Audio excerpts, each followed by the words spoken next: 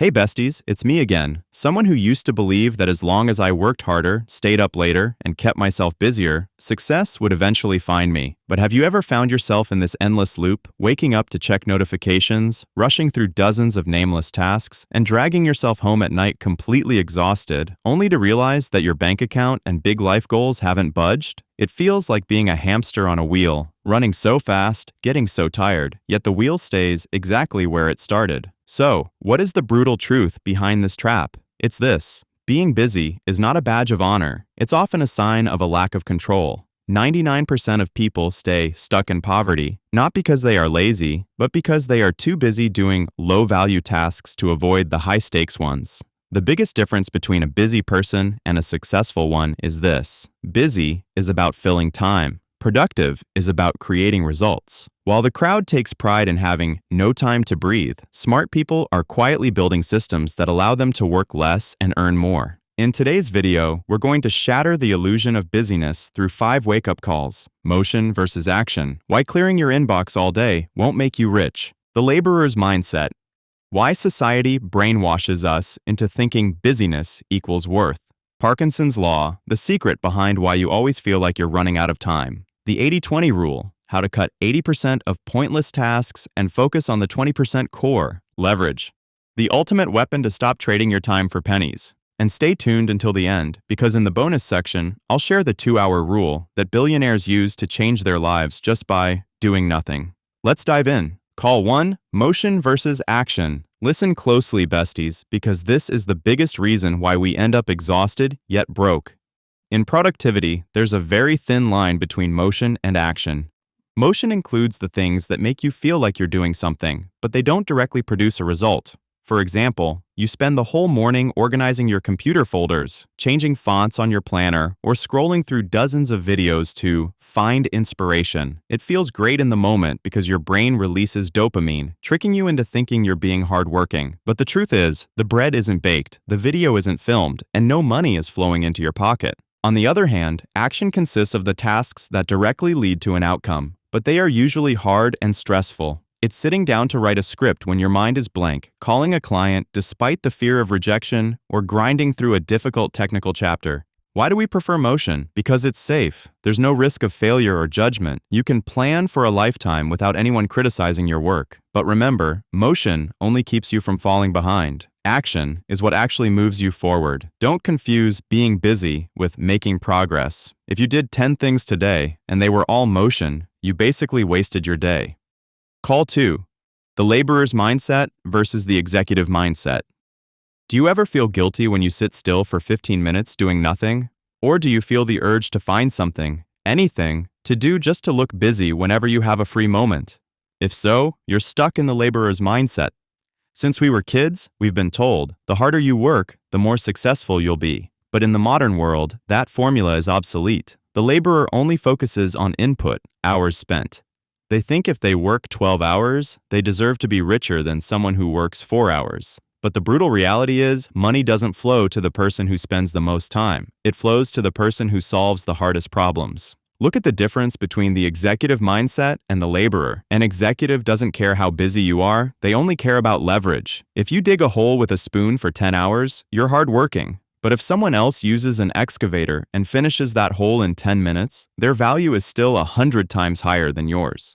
The mistake 99% of people make is taking pride in being swamped. They use physical busyness to mask intellectual laziness. They would rather do easy, repetitive tasks for 10 hours than spend 1 hour thinking, how can I systematize this? Remember, besties, don't work like a machine. Be the one who designs the machine. Call 3, Parkinson's law, why you always feel short on time.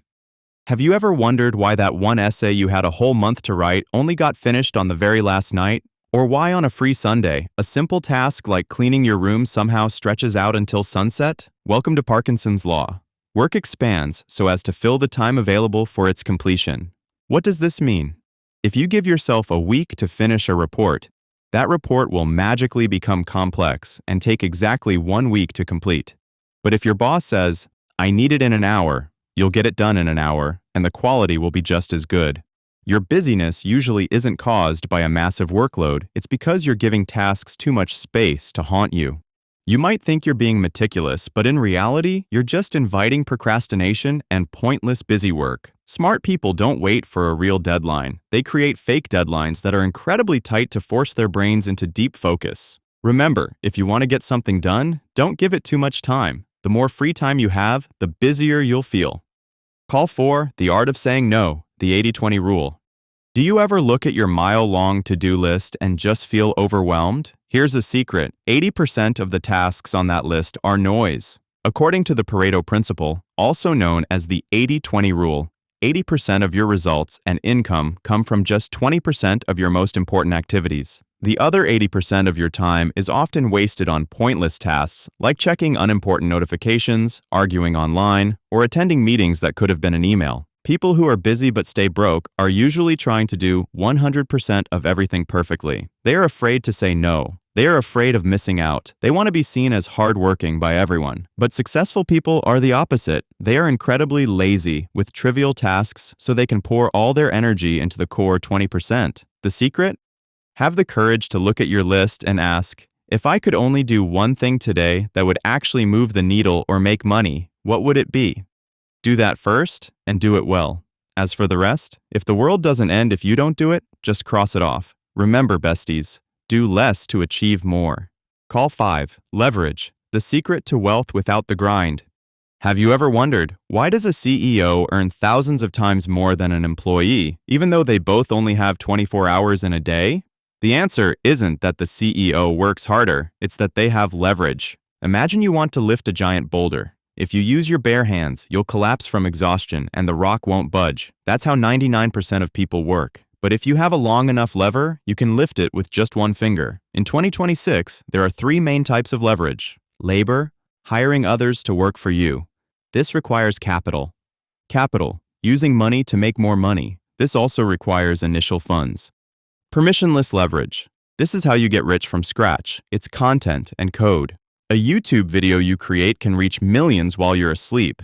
An AI tool or a piece of code can replace 10 employees working 24/7 without ever complaining. People who are busy but stay broke are only using manpower, the most limited resource. The wealthy, however, are busy building leverage systems. Instead of trading your time for pennies, use your time to create things that can run and scale on their own. Remember, besties, manual labor keeps you alive, but leverage sets you free. To wrap it up, besties, never use busyness as a shield for a lack of direction. While the crowd out there takes pride in being so busy, they don't even have time to breathe. I want you to take pride in working so smart that you actually have time to grab a coffee and enjoy your life.